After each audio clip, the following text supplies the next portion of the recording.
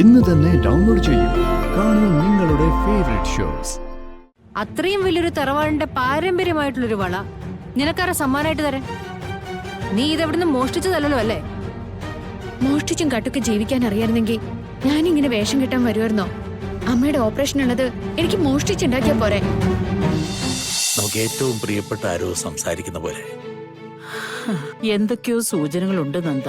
നാഗദൈവങ്ങളുടെ മുന്നിൽ പ്രാർത്ഥിക്കുമ്പോ പൂക്കള് കൊഴിഞ്ഞത് വെറുതെ ആയിരിക്കില്ല. അത് ഇതിന്റെയൊക്കെ സൂചന തന്നെയായിരിക്കും. ഇന്നിവര് പോയി കഴിഞ്ഞാല് നമുക്കൊന്ന് ഗണിപ്പിച്ചു നോക്കിയാലോ? അല്ലെങ്കിൽ ഗുരുജിയെ തന്നെ ഒന്ന് കണ്ടാലോ? അമ്മേ, വേണം. ഈ കുട്ടി കൈവിട്ടു പോകല്ലേ എന്നൊരു പ്രാർത്ഥനയെ ഉള്ളിലുള്ളൂ. ഇന്ന് നമ്മൾ കണ്ട ഈ പെരുമാറ്റമാണ് ജീവിതത്തിൽ ഉടനീളം ഈ കുട്ടി തുടരുന്നതെങ്കിൽ നവീന്റെ കാര്യത്തിൽ നമുക്ക് സമാധാനിക്കാം. അവന്റെ ജീവിതത്തിലെ ഏറ്റവും നല്ല കൂട്ട് തന്നെയാണ് നമ്മൾ കണ്ടെത്തി കൊടുത്തത്. വേറൊരു കാര്യം ശ്രദ്ധിച്ചോ നീ? ആദ്യം ഗാതമോളെ പരിചയപ്പെട്ടപ്പോ വിഭവങ്ങളെക്കുറിച്ച്, അടുക്കളയെക്കുറിച്ച്, വീട്ടുകാരെക്കുറിച്ച് ഒന്നും അറിയാത്ത രീതിയിലല്ലേ സംസാരിച്ചത്? പക്ഷെ ഇപ്പോഴോ എല്ലാം അറിയാം. ബാക്കിയുള്ളവരെക്കാൾ നന്നായിട്ട് അറിയാം. അതെങ്ങനെയാ ഇത്രയും കുറഞ്ഞ സമയത്തിനുള്ളില്? മോള് പറഞ്ഞില്ലേ അമ്മേ, തറവാട്ടിൽ വന്നു നിൽക്കാൻ വേണ്ടി എല്ലാം പഠിക്കുകയും പരിചയിക്കുകയൊക്കെ ചെയ്തു. അങ്ങനെ ആ കുട്ടിക്ക് കഴിയുന്നെന്ന് വെച്ചാ അത് നിസ്സാര കാര്യമൊന്നുമല്ല. ഹാ, വരട്ടെ. ഇനിയിപ്പൊ ആലോചിച്ച് ഗാതമോളുടെ കാര്യത്തിലൊരു തീരുമാനം എടുക്കാൻ പറ്റൂ. അത് മതിയമ്മേ, പരിഹാരങ്ങൾ ഉണ്ടാവും, ഉറപ്പാ.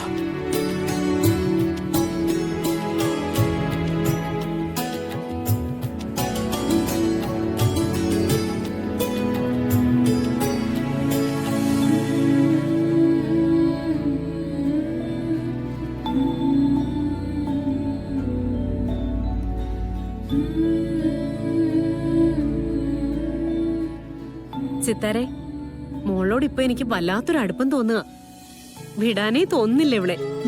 ഓ, അത്ര വലിയ വിഷമൊന്നും വേണ്ടമ്മേ. ആ, ഒട്ടും വൈകാതെ ഗാതപാഠം സ്ഥിരമായിട്ട് ഇവിടെ വന്ന് നിൽക്കാൻ പോവല്ലേ?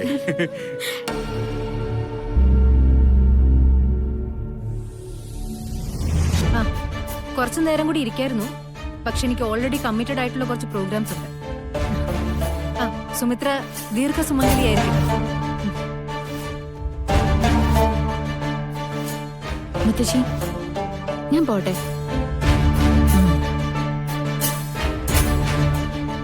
പോയാലും ഈ സുന്ദരി മുത്തശ്ശിയുടെ മുഖം എപ്പോഴും എന്റെ മനസ്സിലുണ്ടാവും കേട്ടോ. ശാപദോഷം ഇല്ലായിരുന്നെങ്കിൽ ഞാൻ നിന്നെ വിട്ടുകൊടുക്കില്ലായിരുന്നു.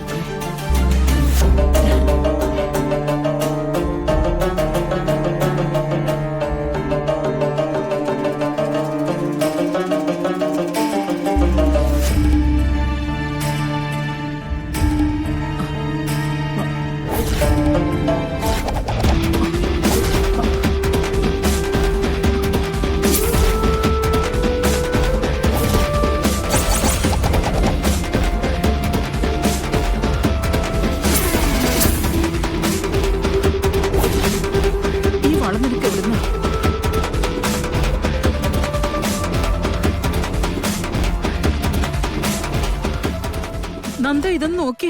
നമ്മുടെ കുടുംബത്തിന്റെ പാരമ്പര്യമായിട്ട് നമ്മൾ സൂക്ഷിച്ചിരുന്ന വളയല്ലേ ഇത്? അതെ അമ്മ,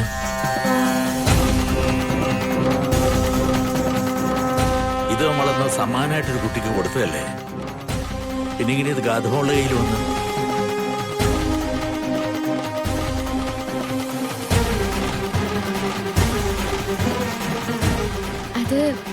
അത് കാവില് കളം വരയ്ക്കാൻ വന്ന കുട്ടിക്ക് കൊടുത്തതാ.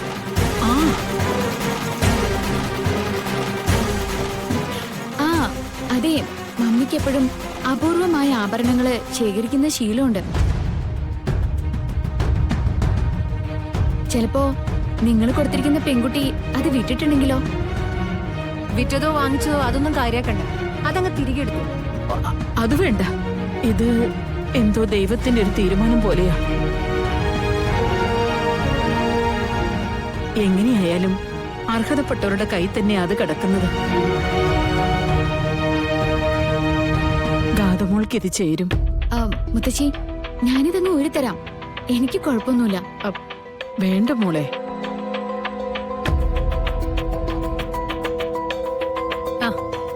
എങ്കിൽ പിന്നെ ഞങ്ങൾ ഇറങ്ങുന്നു. ഇറങ്ങാം മോളെ. ആ യെസ് മമ്മി. ശരി, അപ്പൊ പോയി.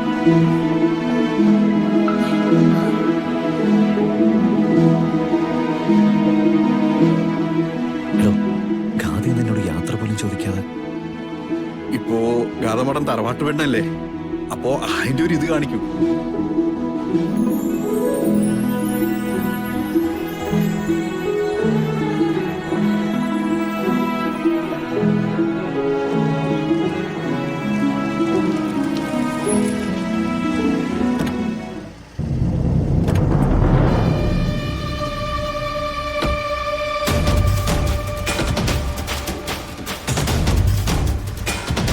നിക്ക.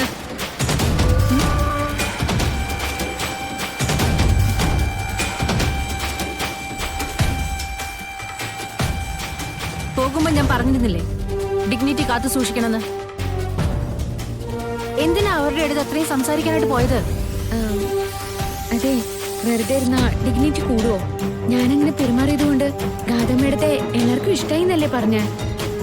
ഇനി മുതൽ വേണമെങ്കിൽ ഞാൻ മിണ്ടാതിരുന്നോളാം. മിണ്ടാതിരിക്കണം എന്നല്ല പറഞ്ഞത്. എന്തിനും ഏതിനും കയറി അഭിപ്രായം പറയുക, മറ്റുള്ളവരുടെ ഇലയെന്നെടുത്ത് ഭക്ഷണം കഴിക്കുക, എനിക്കിതൊന്നും ഇഷ്ടമല്ല. ഞാനേ വേഷം കിട്ടുന്നതാ. എന്നാലും എന്റെ ഉള്ളിന്റെ ഉള്ളില് ചില ശീലങ്ങൾ കാണില്ലേ? ഞങ്ങള് കൂട്ടുകാരും വീട്ടുകാരും ഒക്കെ അങ്ങനെയാ.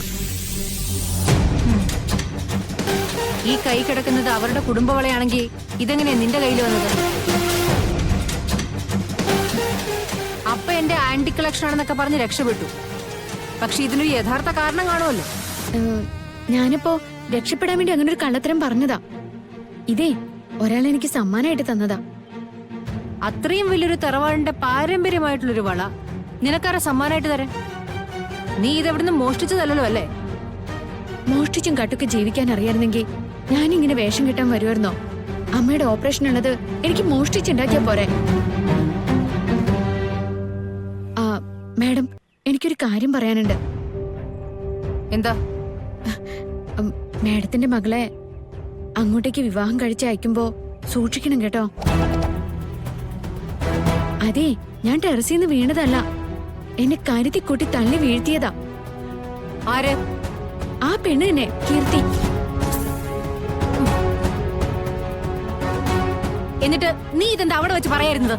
ആ അത് പറഞ്ഞ എല്ലാവരുടെ മനസ്സിലും വിഷമം ഉണ്ടാവില്ലേ? ആ വീട്ടില് എല്ലാവരും നല്ലതാ, ആ നിർമ്മലയും മോളും ഒഴിച്ച്.